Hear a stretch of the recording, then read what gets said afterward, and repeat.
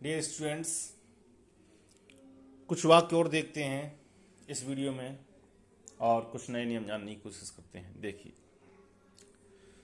पहला वाक्य है the newer type of automatic machines was the cloth faster.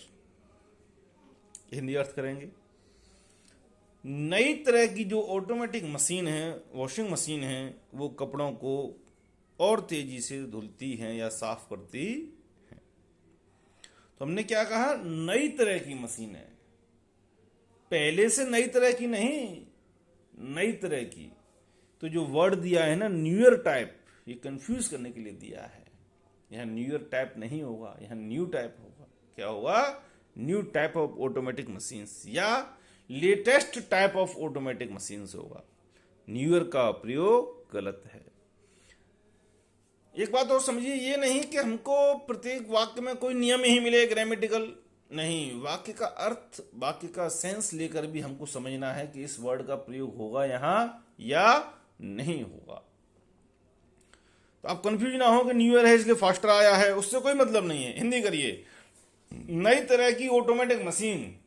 अब इसकी इंग्लिश बना लीजिए बस, the new type of automatic machines या the latest type of automatic machines. Machines है तो इसलिए वर्ब भी ठीक है, प्लूरल में वर्ब है तो वॉश आएगा, कोई दिक्कत ही नहीं है। द क्लोथ्स फास्टर, और कपड़ों को तेजी से धुलती हैं, जल्दी धुलती हैं। ठीक, next sentence, by the time we got our tickets and entered the cinema theatre the show was already begun. देखिए, अब इसमें एक फ्रेज है बाय द टाइम,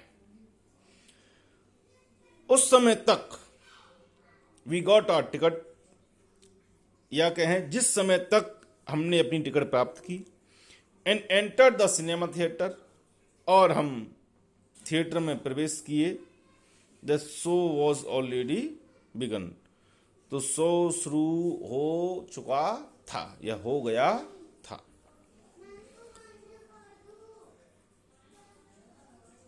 वर्ब की फॉर्म आई है कौन सी? Third form. और हिंदी कर रहे हैं तो क्या हो रहा है? चुका था, चुका था या गया था। इसका मतलब क्या आएगा? पास्ट परफेक्ट आएगा। तो पार्ट सी में वॉज की जगह क्या आएगा? The show has already begun. By the time, ये फ्रेज होता है, उस समय तक हमने ये किया जब तक ये काम हो चुका था। जब तक हम स्टेशन पहुंचे ट्रेन जा चुकी थी। By the time we reached station the train had gone. क्या बताया मैंने? The show had already begun, has नहीं, सॉरी अभी बोल दिया, शायद गलत है वो। तो हैड आएगा जिस समय तक हमने अपनी टिकट ली और हम सिनेमा थिएटर में एंटर किए। The show had already begun, show चालू हो चुका था। इस तरह से हम भाव लेंगे, थोड़ा सा भाव से मतलब अर्थ से देखेंगे तो हमें वर्ब ठीक मिल जाएगी। बाय द टाइम के साथ जनरली पास्ट परफेक्ट का प्रयोग होता है। एक चीज और ध्यान रखेंगे, there is no rule in English grammar. English grammar में कोई नियम नहीं है, because English grammar depends on situation. परिस्थिति कैसी है, प्रयोग कैसा हुआ है वाक्य का, उस पर निर्भर करती है। ठीक, नेक्स्ट वाक्य देखेंगे, each of the students in the computer class has to type their own research paper this semester.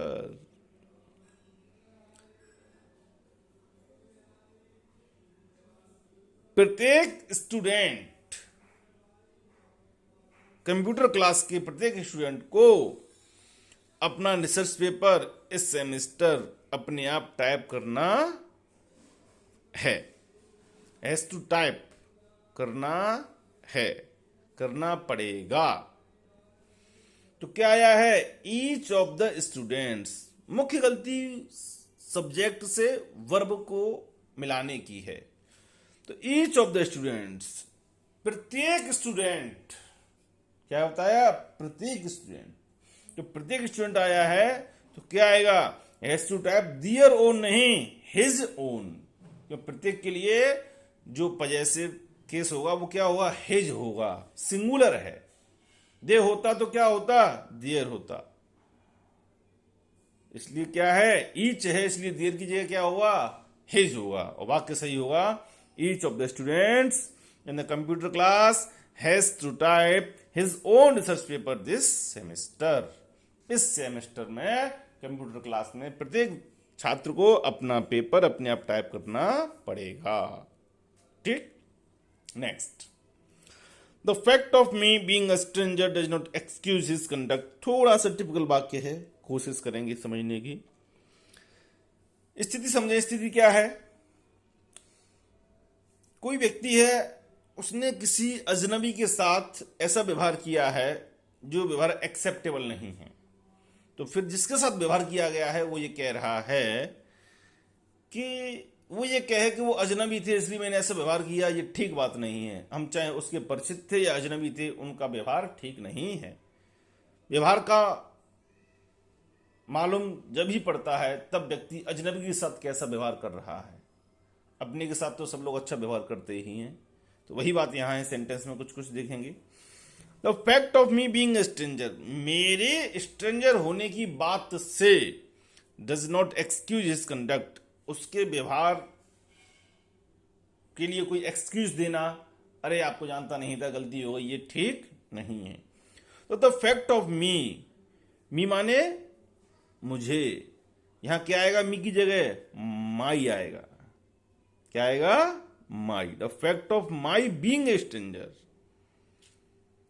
मेरे, माई मेरे लिए आ रहा है, मी मुझे नहीं आएगा, मेरे, हिंदी कर रहे हैं, क्या आ रहा है, मेरे। The fact of my being a stranger, ये फैक्ट कि मेरे अजनबी होने के कारण या अजनबी होने से, does not excuse his conduct, उसके व्यवहार का कोई हम बहाना नहीं दे सकते हैं।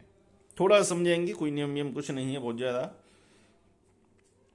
नेक्स्ट वाक्य देखते हैं। The sea looks as if it has been agitated by a storm. Sea में ज्वार भाटा आते हैं, ऐसा लगता है किसी ने इसको उत्तेजित कर दिया है।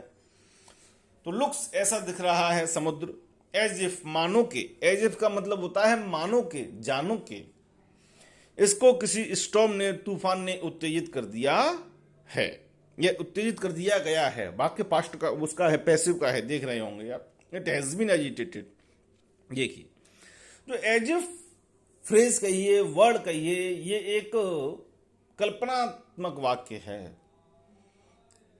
अनरियल कंडीशन होती है। तो इसके बाद जो वाक्य आता है वो सामान्यतः पास्ट में ही आता है। किसमें आता है, पास्ट में।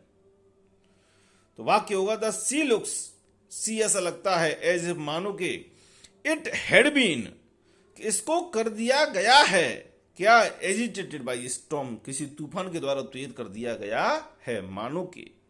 वाक्य देखें, वह ऐसे बात करता है मानो कि वह राजा हो, राजा है नहीं, कल्पनाशील वाक्य। He talks as if he had been a king, मानो कि वह एक राजा रहा हो। तो एज इफ जो फ्रेज है उसके बाद पास्ट परफेक्ट ही आता है। तो इस प्रकार हमने 5 वाक्य देखे, इनमें भी हमको कुछ ना कुछ नए वर्ड, नए नियम, नए रूल्स, नई जानकारी मिली।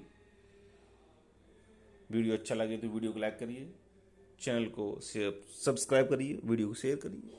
आपका कोई वाक्य हो जिसमें कन्फ्यूजन हो, आप भेजिए, कोशिश करूंगा आपके प्रश्न का, वाक्य का उत्तर दे पाऊँ। Thank you.